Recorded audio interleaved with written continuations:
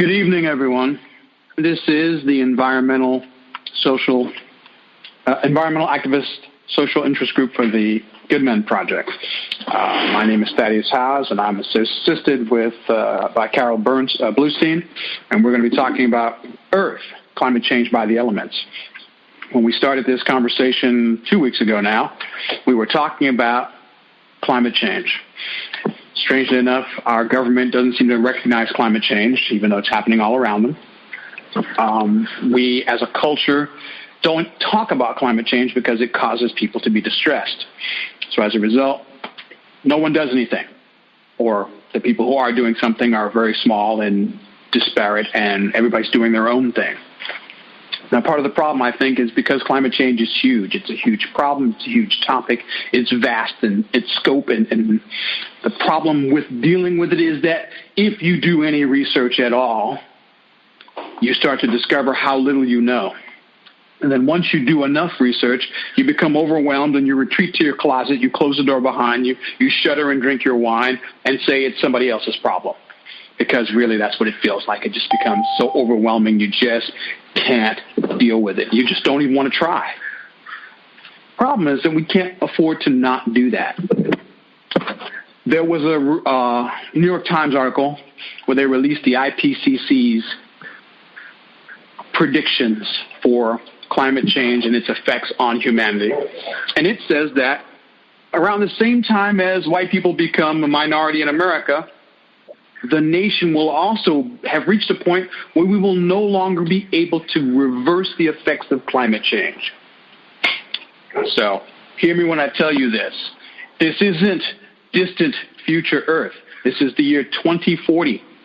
Okay, so that's 21 years from now, give or take, 21, 22 years from now. Mm-hmm. If we don't do anything. Reach a point, if we don't do anything, and currently what we're doing is considered nothing, just so we're all clear. Mm-hmm. What we're doing is not enough.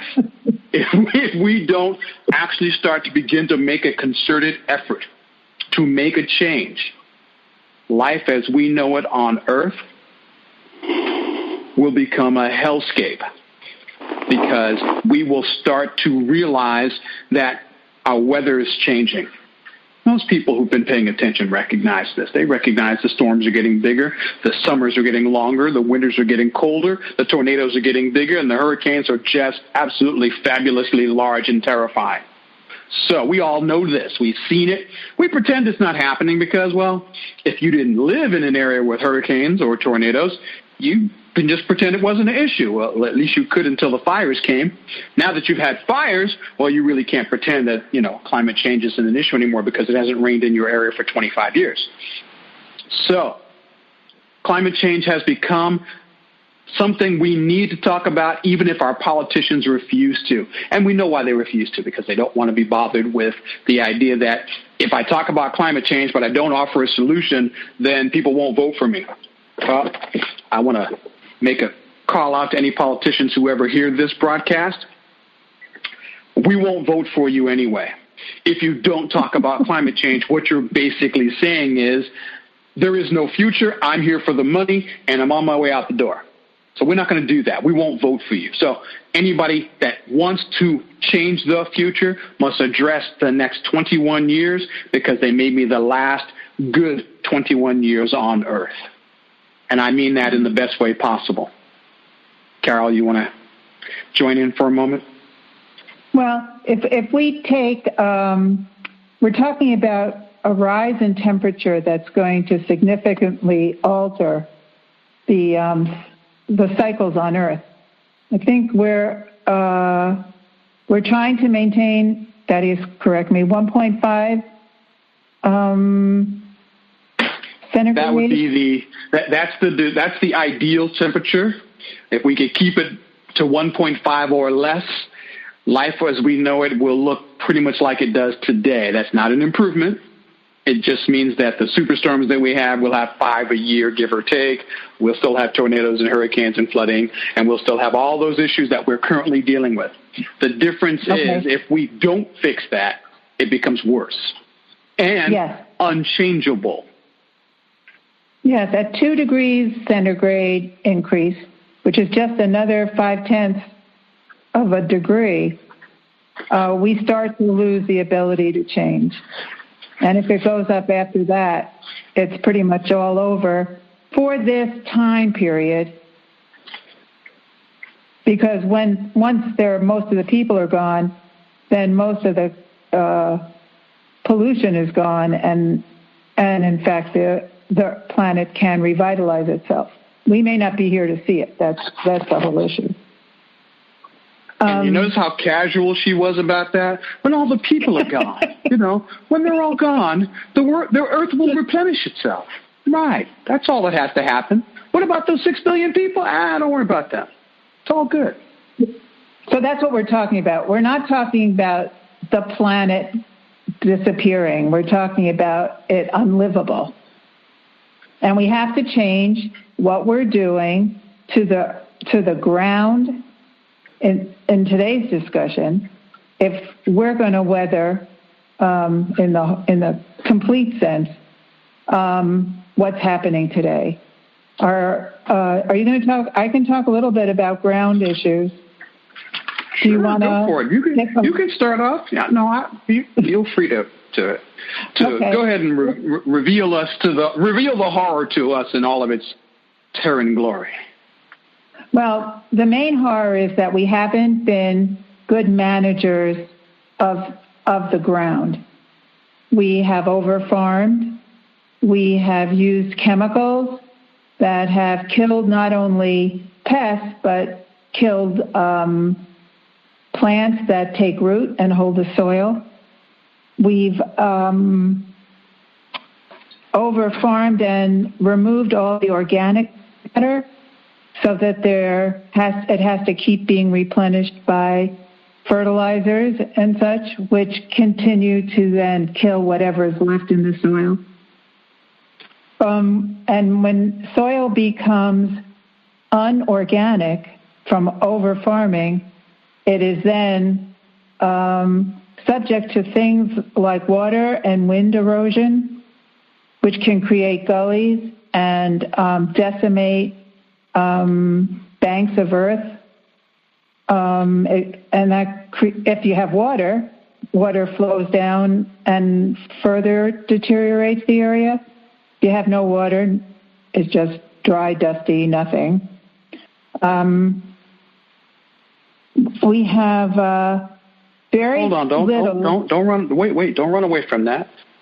Okay. See, a lot of people don't get what we're talking about when we talk about farming and erosion. Okay, so does anybody remember the Dust Bowl, the Great Dust Bowl? Nobody here is old enough, I don't think, except maybe you, Carol. I don't think anybody here is old enough to remember the Dust Bowl. Does anybody remember that period? Anybody have any history on that?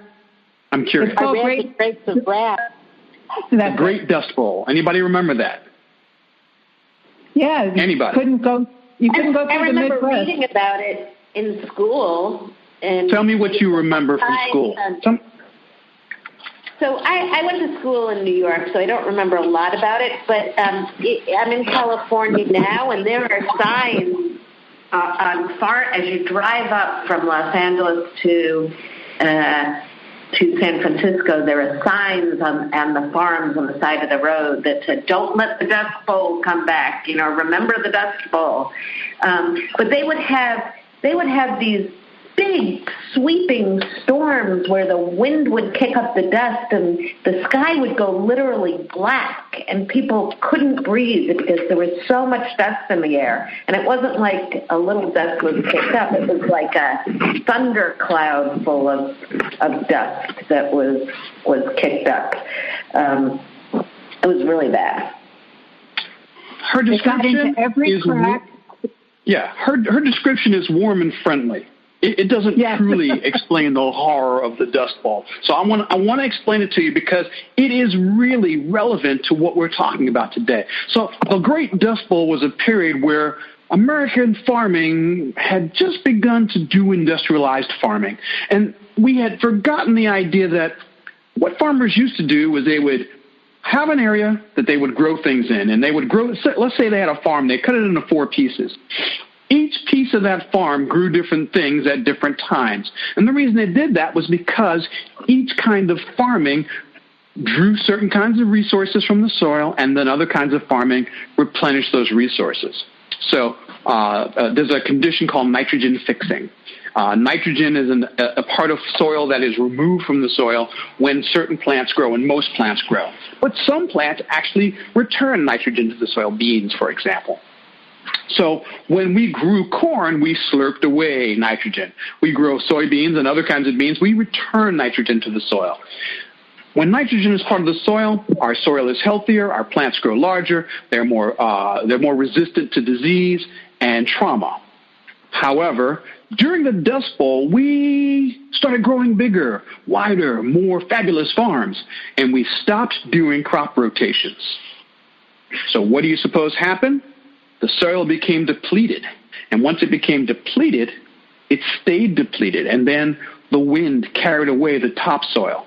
Now, America is one of those countries that had two natural assets that most people didn't know about. Most of America was a grassland.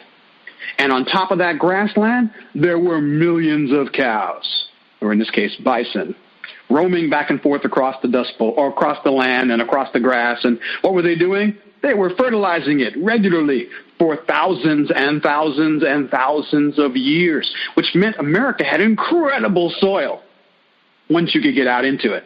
So if you did and you went out and farmed it, you could farm that land and we did for hundreds of years until we drained it of all of its natural resources, as it were. Then, all at once, the wind came, swept away the topsoil because we cut down the trees. And we cleared the land, and we got rid of the grass that was holding the topsoil down, the trees that were holding the topsoil down. So suddenly the wind came and swept it away. And once it swept away the topsoil, the stuff that was underneath was useless. You couldn't farm on it. You couldn't dig on it. You couldn't do anything with it. All the topsoil was in the air. It flew everywhere. It landed on everything, but it did not grow food, which meant we were critically undernourished, critically unable to provide resources. And ultimately, the solution to the Dust Bowl was to plant trees, to plant grass, to trap soil, to trap the soil back into the ground where we could control it and raise it and use it and protect it. But then we didn't learn from that because we then began to use artificial means of providing nutrients to our plants and our soil.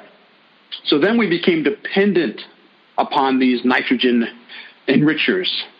And so now our soil, our industry, all of our world is built around an industrial engine that is required to strip mine the earth in one place to make it grow someplace else. Artificial nitrogens and artificial chemicals are being reintroduced to our soils because we now have to grow food that will feed billions of people. We are not doing what we're supposed to do. Right, and that soil that Thaddeus is talking about that's chemically maintained is not a nutrient-rich, deep soil. It's a surface soil so that it cannot and does not hold water. So that becomes another problem. Where soil... It makes it vulnerable. It makes it vulnerable to weather. Right. Soils that had a deep humus base of plant matter, which means grasses grew, they died, their roots turned into, the whole deal. Decomposition of plant matter stably, right. Right. Those soils can take rains and can take climate differences because they have like a second team backup. And they can absorb it and not erode. It's these thin layers of fake soil that are most vulnerable. I was going to add to that because we're also talking about world farming. The best farming lands are in Europe, Central America, and North America. The worst farming areas are North and Central Asia, South America, and Australia. And in the places where there are farmland, good arable land, a lot of countries are paving them over and putting buildings on them. So some of our best growing areas are now cement. And this may go into our plan for the future because we may need to look for new areas of farming. Well, I think it's a little more than just looking for areas of farming, because here's the other thing we don't talk about. Here's the other thing we don't talk about. So you remember last week when we talked about the atmosphere and how the atmosphere was heating up, and so this was changing our weather, not just our superstorms. Superstorms are one inherent problem. The other problem is basic weather patterns have begun to shift. So places that used to get a certain amount of rain, so for example, the Amazon, where a lot of our coffee still gets grown, it used to get a specific amount of rain every year, and you could depend on it like clockwork. So certain kinds of crops grew in those areas, and as a result, industries could be made from those crops. Well, that rain is beginning to change. So places that used to grow lots of our food are now experiencing less rain. They're having less regular, consistent rain. It's not only not falling in those areas, it's not falling on those mountains. So the places who are south of those mountains in the winter, rain falls on the mountaintops, it becomes snow and ice pack. And that ice pack melts during the summer and becomes rivers that we use during the year. Well, that's no longer happening.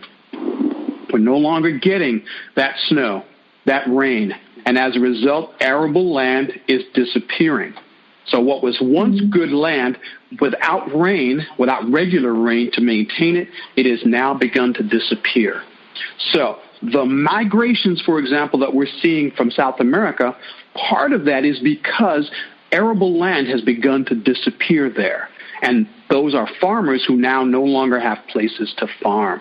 So mass migration is one of those Earth-related events we talked about some time ago, but is now the time to talk about it. This migration you're seeing from South America to North America, this is just the beginning. And this doesn't even scratch the surface of how many people will be affected. It is estimated that by 2040, 200 million people all over the world will be forced to migrate someplace else to have sustainable food to eat. Yeah, let me add to that. 200 million. Yeah, not only is that rain not falling during planting seasons, it's erratic. So it could fall, but it could fall past the time that the buds needed it. You know, it's not in sync anymore with planting seasons. And that also helped to ruin crops because stuff could lay in mold on the fields when it should have been growing. Or being harvested. A lot of places are also experiencing floods where their fields would expect to be dry, and now they're flooded. Right. And all those crops just die right there in the field. Nothing happens. And again, this can happen once or twice. But if it begins to become a pattern, people become unstable. Areas become violent. As people start trying to figure out where they're going to live, what they're going to eat. If there is no longer government support, and many of these places barely have governments, for example, like Honduras, barely has a government. Venezuela barely has a government. And the government is not concerned about farmers or their issues. Even though they need food, they're too busy fighting to worry about whether there'll be food next week. This is the beginning of the problem. Because food manufacture is important, growing food is important, and nations are learning and discovering that their infrastructure that they believe was bulletproof. You know, we've been growing the same crop here for 300 years. This year it didn't grow. Last year it didn't grow. The year before that it didn't grow. Well, suddenly it's no longer so bulletproof. And now we have a whole world that's quietly, but it's quietly being disturbed, and we're not talking about it. I'm not sure why. I'm not sure why our governments don't talk about it. I'm not sure why our people aren't talking about it. But if you go to certain countries and you talk to the farmers in India will tell you things aren't right. Farmers in South America will tell you things aren't right. But these are also places that have lots of people, but not a lot of arable land. And thus, any instability with food growing can be catastrophic. So growing food is half of the problem we have on Earth, with Earth. Mm-hmm. The other half is, what do you do with it? What do you do with all the stuff that we use when it's done? So the other half of the problem on Earth is waste.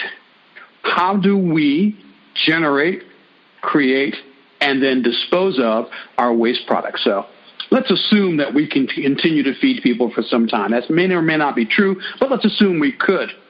One of the things that we're learning about feeding people is we are not efficient at it. So if you go to your local supermarket, and if you were there late at night when no one's looking, you'd find that a good portion of what's sitting on those shelves in the produce section is never eaten by humans. 40% of all the stuff that we grow that makes it to a supermarket, that's good enough to be in a supermarket, and that's a different question. It's good enough to be in a supermarket. 40% of that does not get sold or eaten by anyone. Now, there's another number you need to know. That's about 20% of the food that is grown never makes it to the supermarket because it's not pretty enough. Have you ever heard this? Anybody heard of pretty food? Mm-hmm. Yeah. You have? So the idea is that food needs to be attractive to make it to market. So as a result, about 15 to 20% of all of the food that is grown isn't large enough, isn't pretty enough, doesn't have the right shape, doesn't have the right texture. It doesn't ever make it to market. So right there, we are expending energy, time, and resources growing food no one's eating. But worse, even when the food makes it to market, about 40% of it nationwide never actually gets eaten. It goes to waste. It is lost. And one of the hazards of that loss is it goes into the ground as landfill. And anybody remember what landfill does? Landfill generates greenhouse gases, one of the most dangerous greenhouse gases, which is methane. So whenever we don't consume organic produce, it becomes the potential for a greenhouse gas, which means it will heat up the atmosphere and reduce our ability to grow more food. Can you see how this all works together, this deadly cycle of inefficiency? This is our this is our planetary struggle, because it's not just here. There's lots of places having the exact same problem.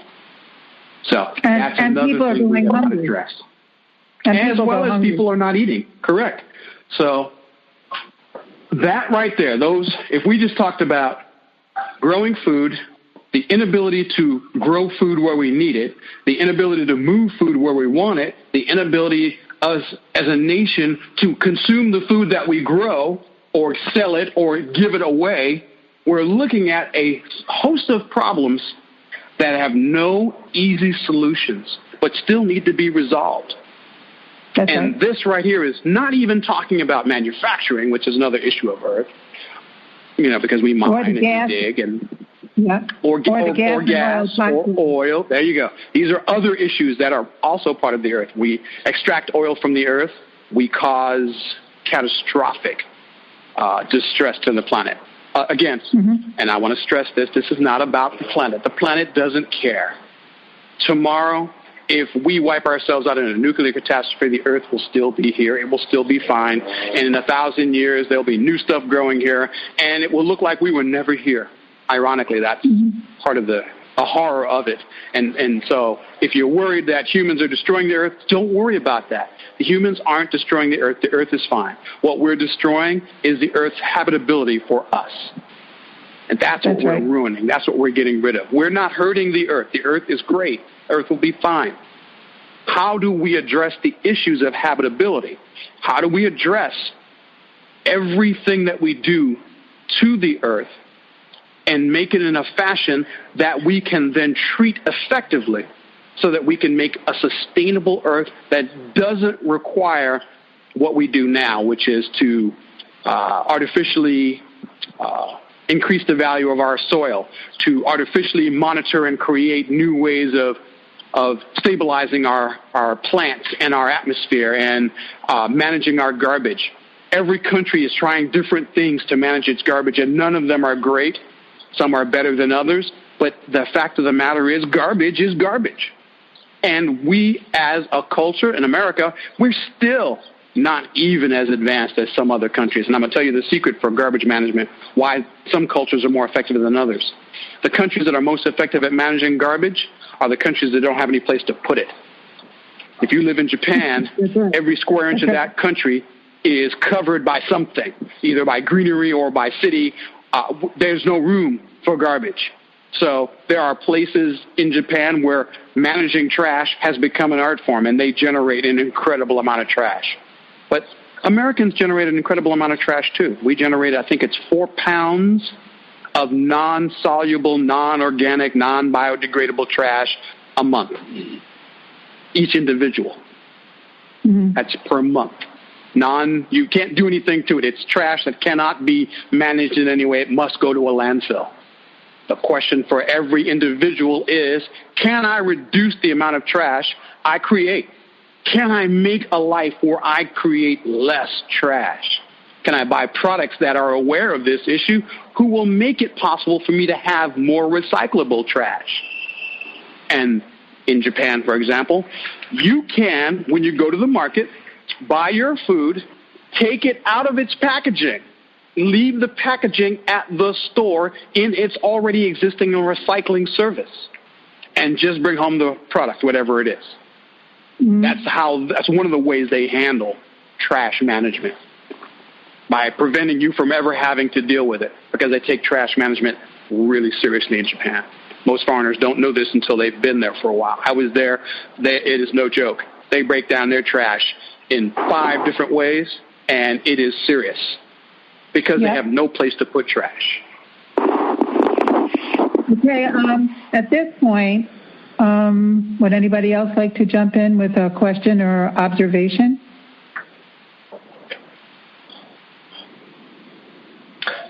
This is Lisa. I have a bunch. If no one else, but I'd like to hear from the other people on the call too. But I'll just jump in with one quick thing, and then I have a little longer story I would like to relate, if that's okay.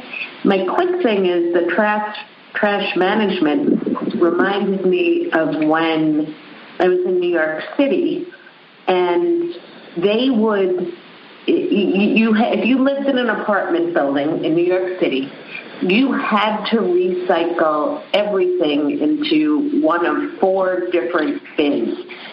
And if they caught you putting your trash into the wrong bin, not separating it out, they would knock on your door and fine you. So people were nervous about this. So they really complied with the law, because not recycling in New York City, and it gets back to what you said, Thaddeus, about, there's not a lot of room for trash in New York City.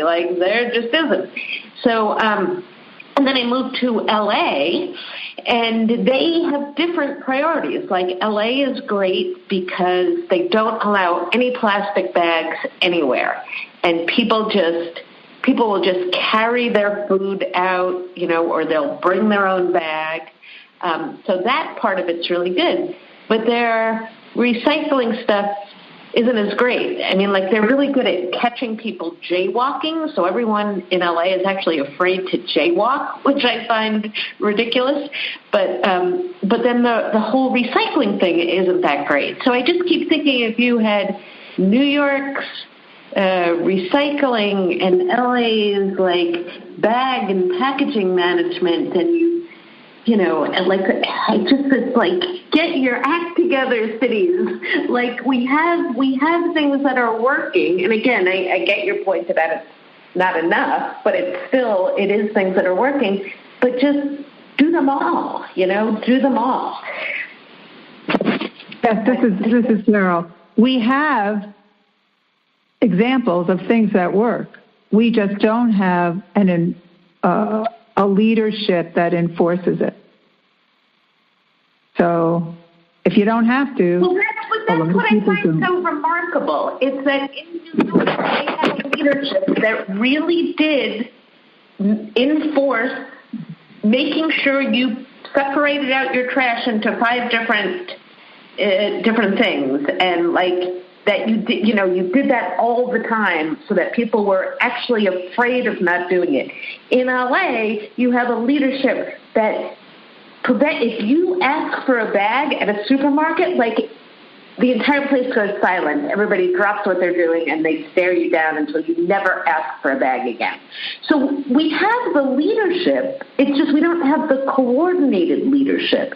It's like, it baffles me. You know what I mean? It's like we can get people to change their behavior pretty quickly, but we need to get them to change more than one behavior at a time. And we have examples of where it actually works. Like Los Angeles and New York are difficult cities to get people to change their behavior. And it's not like it's some little town and you just got to get 100 people to do it. And you find, like, we're talking millions of people that they've got to change their behavior. So, and I do know what you mean, Carol, about, like, the overall leadership. I get that. But, and that would certainly be helpful.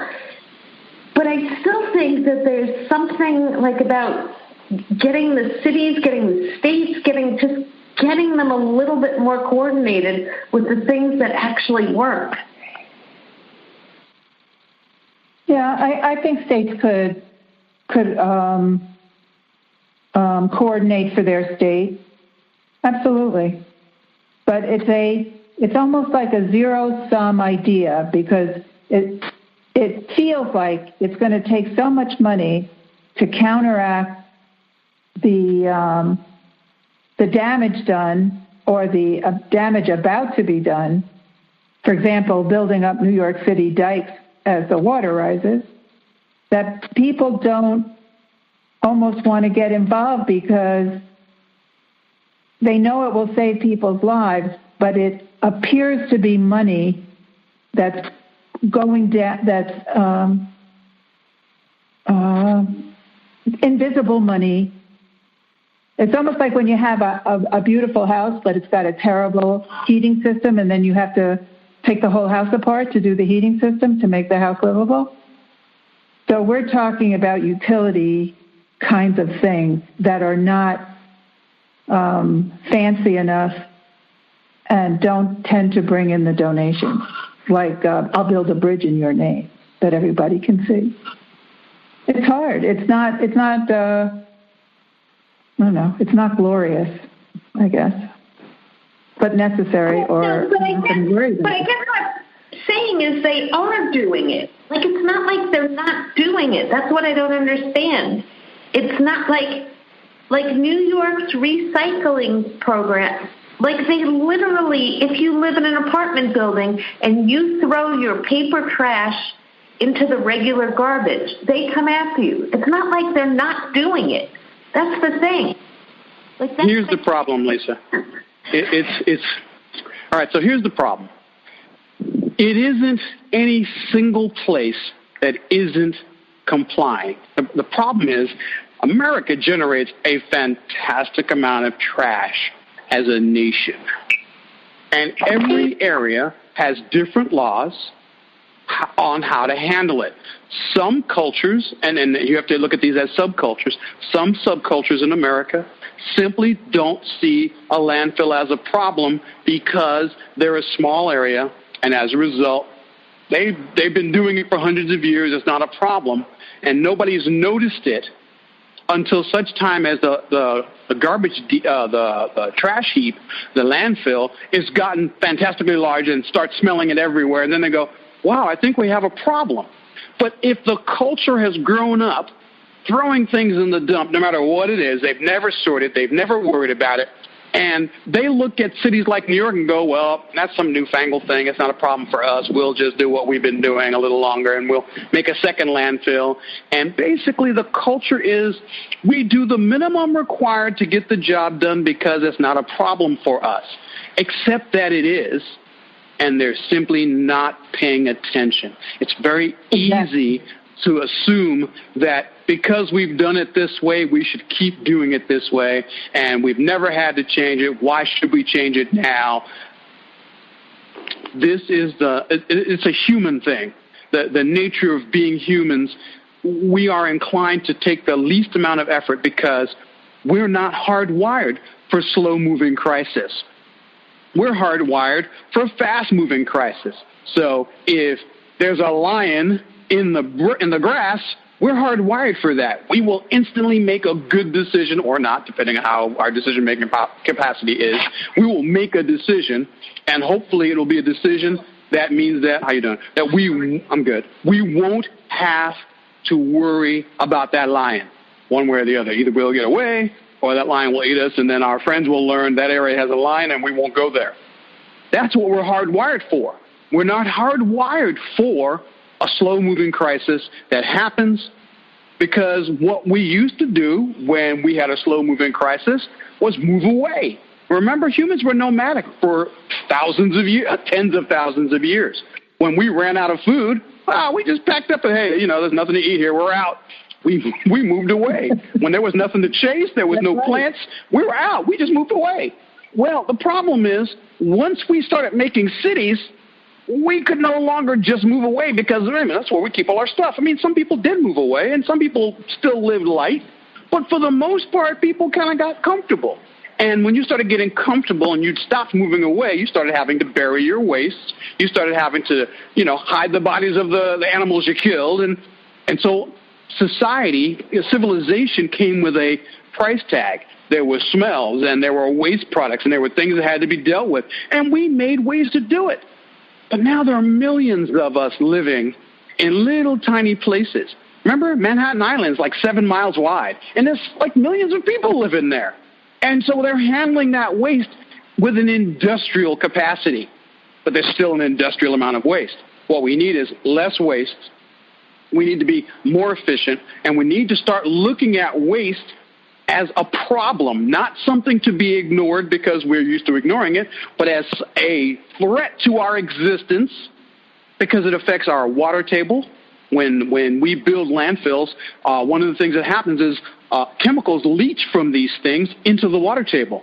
And it's possible for them to leach into an aquifer where we're drinking that water, and now we can't drink that water. So we went from having one problem to now having two. And trust me, without water, we're really hurting. So these processes, the thought processes our civilization needs to address, is one that says these are threats to our existence. And just like a tiger would be or a lion might be, that heaping pile of stinking garbage is just as dangerous. Because it's not going to just affect me, it's going to affect my descendants. It may affect everyone that ever lives here, becoming toxic and unlivable forever. And we built a city here, so we can't afford to have that become the case. So it's a cultural thing that we need to change. That's right. And in Japan, they have a process of recycling the waste from their 5 separations or whatever it is. There are people in industries that are taking that waste and reusing it because there's no place to put it.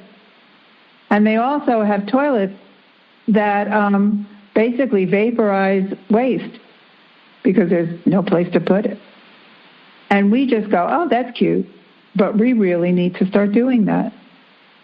As a species, not as just one tiny group of us who are doing it because we don't have any place to put waste. We need to go and look at those countries that have said, we have managed to effectively handle waste. So Japan, they handle that waste. They tackle it in different ways. Taipei, Taiwan, India is getting better. Sweden, they have perfected burning trash to turn it into energy. They have a process by which they strip out all the organics, and all they have are the burnables, and they burn them without debris being left off, so they catch all the extra matter and prevent it from going into the atmosphere, and they burn it for energy. And they burn so much trash that they now import trash from their neighboring countries to burn their trash because they don't make enough trash themselves. Now that they've gotten into the habit of recycling and reusing, they don't make enough trash to burn for energy, so they've taken their neighbor's trash. Now that, to me, is a sign of a cultural advancement we need to be looking at as a nation. But unfortunately, America as a culture is resistant to adopting what we consider foreign ideas. Even if they're good, even if they're right, even if they're beneficial, we refuse to use them until we decide good enough, or somebody here invents it and says, well, this idea is truly worthy. I've made an improvement. It's now a truly American creation. And then we'll use it. And I don't care who makes it as long as we do it. Yeah, we have to create a year zero. You know, once we hit this point, if nothing's been done, you know, drastic things will happen. Any other questions? Well, yeah. Go ahead. Finish that, and then we'll take in more questions. No, they year did zero that where? In South Africa. Right, when they were for Cape Cod, right. That's right. They created Cape Cod said years. That's right. 0 day. This day we will no longer have water to come out the taps, and if you haven't figured out how to make it, you won't make it. And they did. But I want to give you, and they did. But they had rain too. But here's another thing you need to look at. It's not just about 0 day. It's not just about saying there's a day where we won't be able to do this anymore. We need to start thinking about it long term. Unless there's a plague, a natural disaster, nuclear war, or any kind of war, you know, major war that sweeps the globe and kills 80 million, 100 million, 200 million people. If we don't have these kind of plagues and we don't have these kind of events, there's only one thing that's going to keep happening. There will keep being more humans on Earth. So if we don't learn to regulate that growth, if we don't learn to control how we grow as a population, how we grow our food, how we create our products, how we manufacture new things, how we deal with the byproducts of all of our industries and creations, we're going to choke to death no matter what, even if we're super efficient, because there's no such thing as a perfect system. Every system has some leakage, it has some flaws, it has some challenges. So we must begin to address how we live, so that we can do like nature does. Nature does not have waste products. Nature is 100% recycling.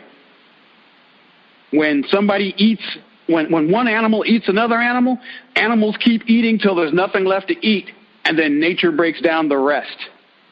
That's why you don't wander through the Serengeti and go, my God, there's sure a lot of antelope carcasses around here. No, there aren't. Nature takes care of that. Lions eat the antelope. Then hyenas eat what the lions don't.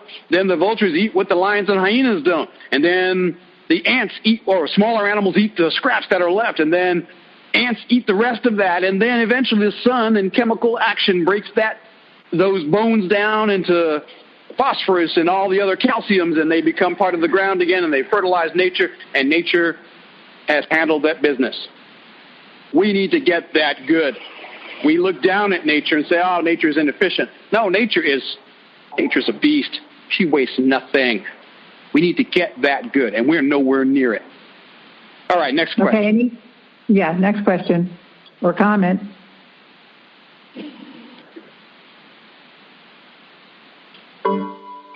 Hi, it's nobody. Oh, there we go. I wanted to comment, and my comment is this. It's really unfortunate that our country has been stuck in this me gear. We don't care about other people. We don't care about the environment. We only care about what we want to care about at that particular time. We don't think of us as a us. We think of individuals, not as a group. Okay. And until we start thinking as a group about how the human race is going to survive, I don't see much hope for us. I know, but I'm listening to a program I can't. Hold on. Okay, so you're right. We have to go from a me environment to an our environment. Right, and I don't see people doing that. And I talk to people, and even in my own family, this new thing that PG&E is trying to do now, where your power can come from renewable sources, and to make your footprint smaller, to help with the environment. A couple of my aunts were saying, well, we think it's some kind of trick, and we're not going to fall for it. And I said, but It's the healthy environment, not just for you, but for your children and grandchildren. We need this. Well, I think they're just trying to get more money, and they're not going to do it. So much ignorance out there, and nobody wants to read. So even when you give them information, if they have to read it, that's the end of that conversation with them. It makes me very sad. Yeah, ignorance won't save us. No, it won't. And unfortunately, it seems to be a lot of ignorance, and not a little bit, but a lot. They just want to do the same thing that they've been doing, regardless of the harm that it's doing everyone. Yeah, I agree. Lisa, you said there was a story you wanted to tell us. Yeah, I do. So this is a story, I'm sure you know this one, Thaddeus, about Easter Island. And of course Easter I know that Island, story. It's one of my favorites. It's a really good story. So Easter Island is now known because it has these huge stone statues that have just toppled over, and they're like in these weird patterns, and they're all over the island. And there was like nobody living on the island, so it was like this big mystery of who made these big statues, and like that's all like. It's like a very uninhabitable island. There's there's just some like scrubby brush growing all over it. There's no animals. There's like nothing. But once, many, many years ago, it was a thriving island. It had tens of thousands of people. It was beautifully forested. It had animals. It had birds. It had fish in the waters. And the thing that happened was they cut down the last tree.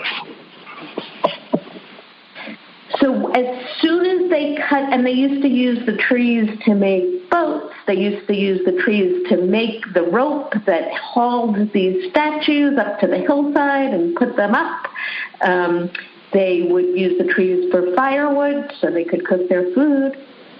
And so once the last tree on the island died, they descended into chaos within a generation or two.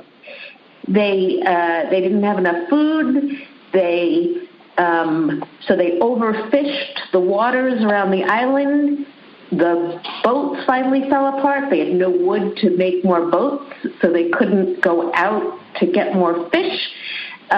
Because they had no trees, the birds stopped coming to the island, so they couldn't use the birds as a food source.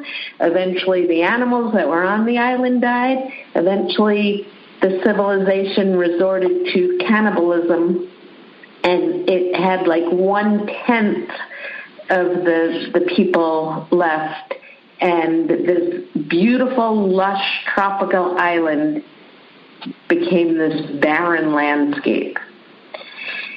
And so it's like this cautionary tale, obviously, for what could happen on the planet if we're not careful about who cuts down the last tree. But you think, who would cut down that last tree? Like, when you know how important trees are, like, who would do such a thing? Like, why didn't you stop the second to last tree or the third to last tree?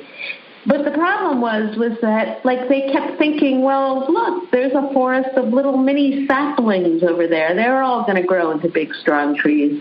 But as soon as the trees died, as soon as there weren't enough for the birds to come or the bees to pollinate, those saplings never made it.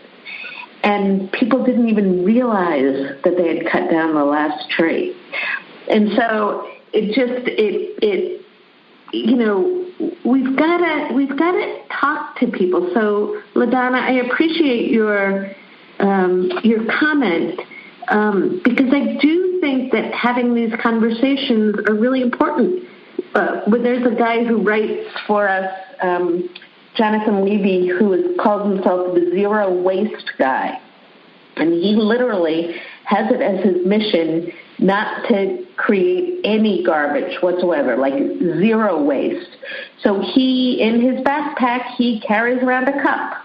And when he goes, if he goes to Starbucks, he said, fill up my cup. Or, he doesn't generate any waste. He uses nothing of paper. He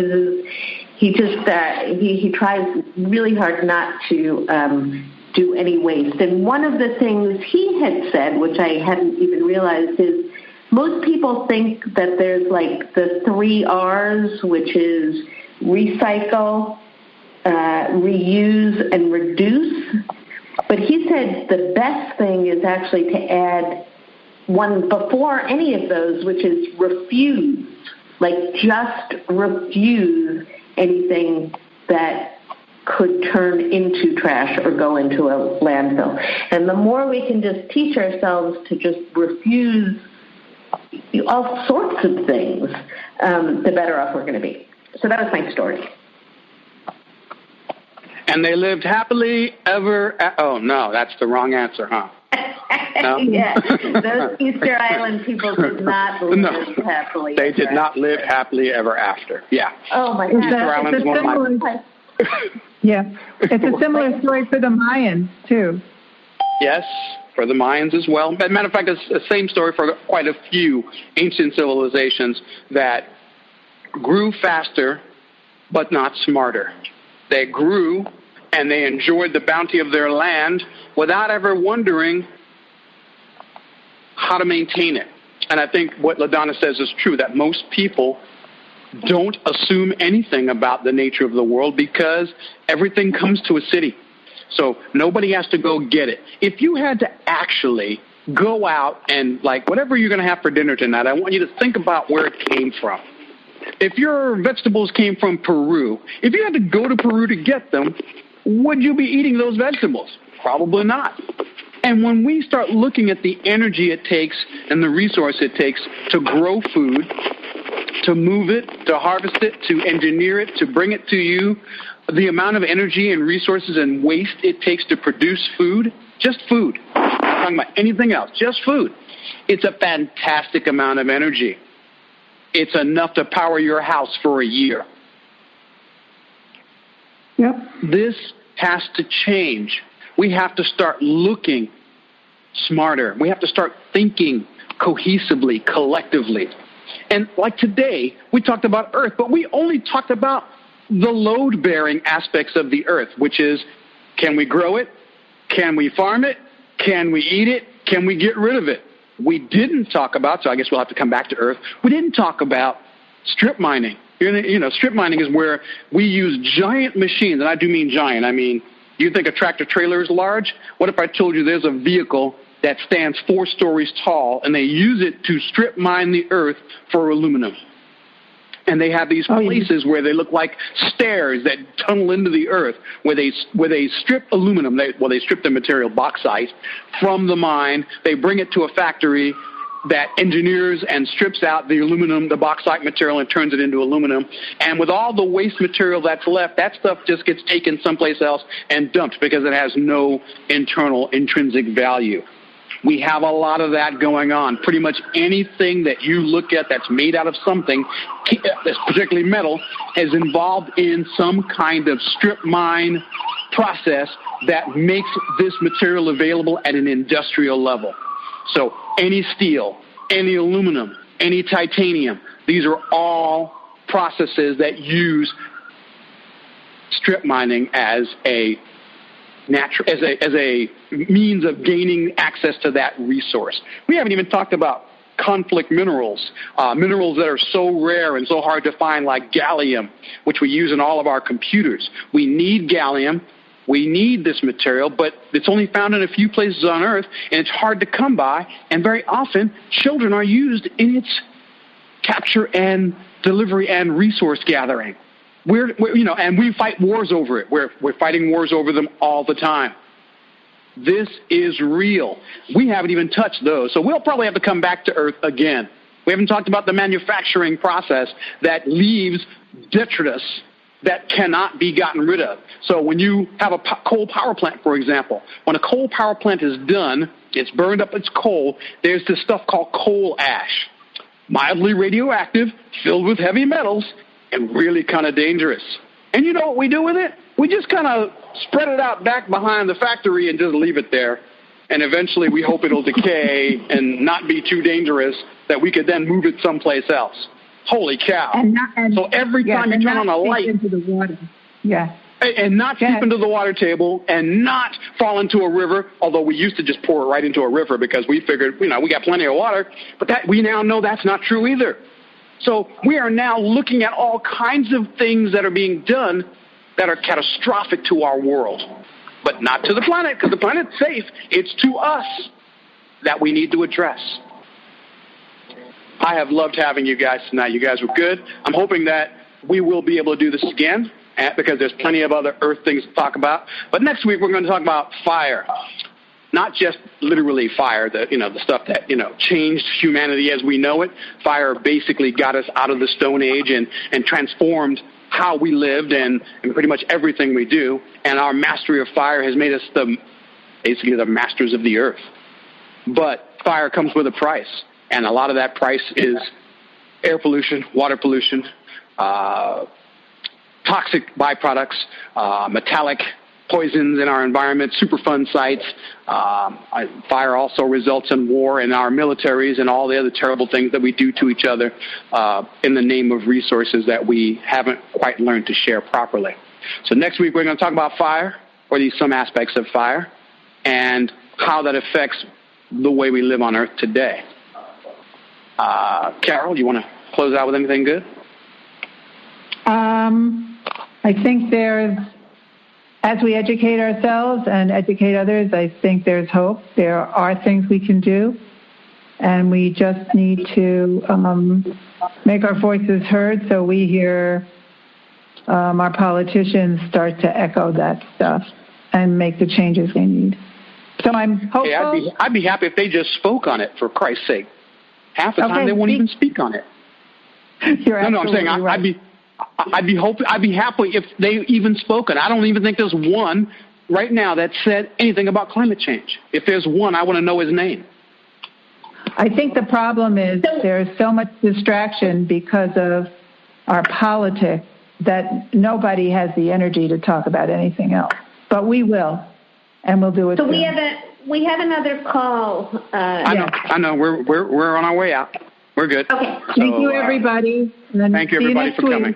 And stay for Masculinity Detox if you can. Thank you.